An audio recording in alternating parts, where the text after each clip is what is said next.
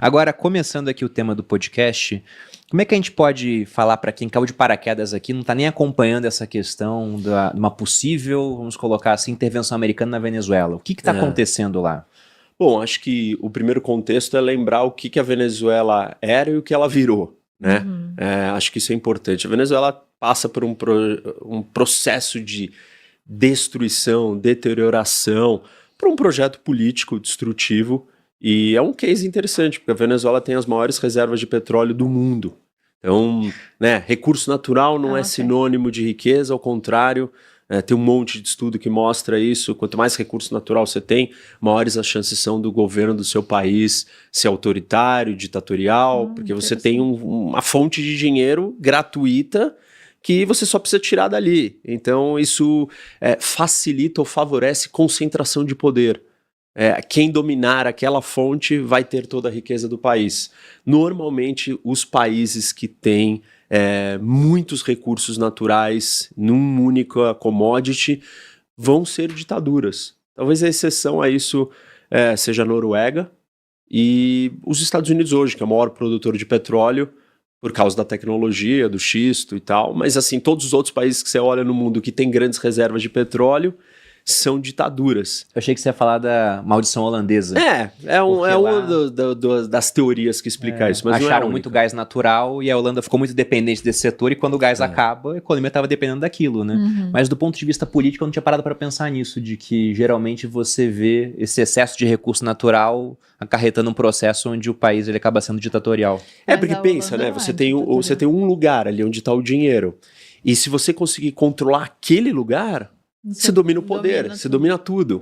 Então, favorece. Não é que a economia está diversificada e distribuída na mão de muitas pessoas. E normalmente, quando você está falando de petróleo, no mundo inteiro, quem é dono do petróleo? O Estado.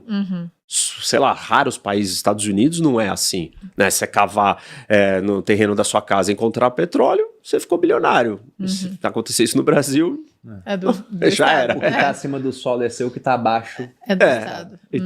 Então, nesse sentido, favorece as ditaduras. Cria uma fragilidade econômica, porque você depende de um único setor, de uma única atividade.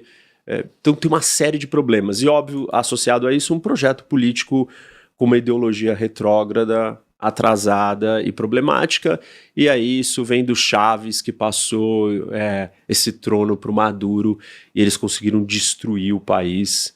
São décadas no poder, são mais de 8 milhões de venezuelanos que deixaram a Venezuela fugindo de uma situação, não é de guerra, é uma situação simplesmente pobreza. De um fracasso, um fracasso político, um projeto de poder ditatorial que destruiu a sociedade, a cultura, a economia, a própria riqueza do petróleo, que não foi reinvestido.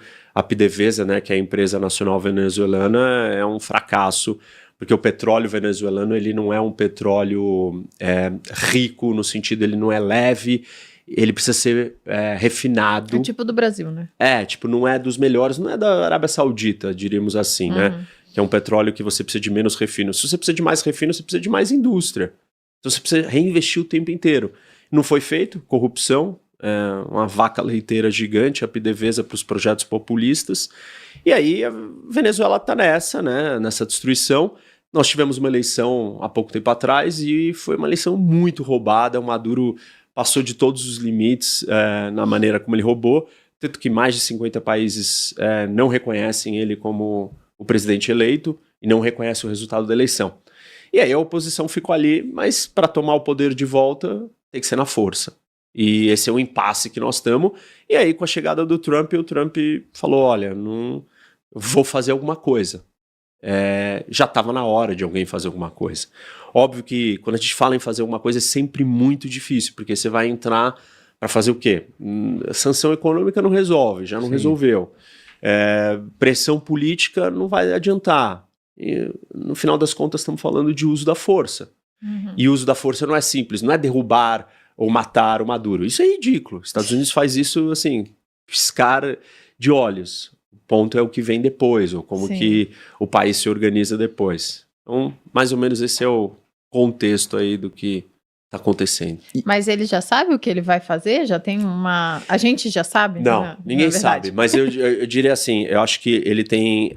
são basicamente 4 opções, vai. A primeira delas é fazer pressão militar, política e econômica para que o exército derrube o Maduro e entregue o poder para alguém. Então tem um golpe. Ele indica isso quando ele aumenta a recompensa da cabeça do Maduro para 50 milhões de dólares. Então esse ele tá falando para alguém lá de dentro, ó, derruba ele que você vai ganhar 50 milhões de dólares. Ele dobrou a recompensa basicamente, né? 25 milhões de dólares. E botou as forças militares na costa da Venezuela, né? Navios, submarino, avião, tudo. Então esse seria o jeito mais suave, mais simples. Além dessa forma, você tem uma segunda maneira, é o Maduro fugir, embora. Decidir que ele vai pedir asilo em algum lugar. Já vi vídeos feitos por Yaker ele falando isso.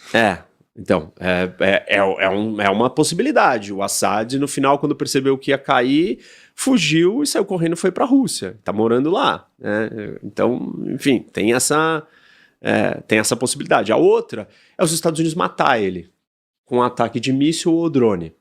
E uma quarta, que é a mais improvável para mim, é os Estados Unidos fazer uma intervenção militar com uma entrada militar dentro do país. Uma ocupação mesmo. Uma espécie de uma ocupação. Essa eu acho, assim, totalmente fora de cogitação, pelo que o Trump acredita, pelo que ele fala, e porque não vai ter apoio popular, e ninguém quer isso. Os Estados Unidos já passou por 2 experiências ao longo dos anos. Seria muito dinheiro também. Iraque, Afeganistão, não deu certo. Você entra pra sair depois. Você não sai nunca mais, assim. E quando tem uma força estrangeira dentro de um país, aquilo é bode expiatório para forças políticas falarem, tá vendo? Nós estamos nessa situação porque tem um império imperialista que entrou aqui dentro e está nos destruindo. Então você dá força para ideias retóricas políticas que hoje não estão na equação. Então, é muito complicado, não acho que isso existe. Apesar de que tem treinamento militar de operação de invasão. E existe um precedente, né, no Panamá, com o que foi feito nos anos 80, que os Estados Unidos fez isso. Entrou, invadiu, caçou, até prender o ditador e levar ele para a cadeia nos Estados Unidos. Então isso aconteceu. Mas saíram em pouco tempo ou ficaram muito tempo lá? Ficaram uns mais de 30 dias. Então foi pouco tempo relativamente, que eu digo. Mas assim, hoje eu não acho que é simples você só entrar, fazer isso e deixar um vácuo, assim. Não sei, não me parece que esse é o caminho.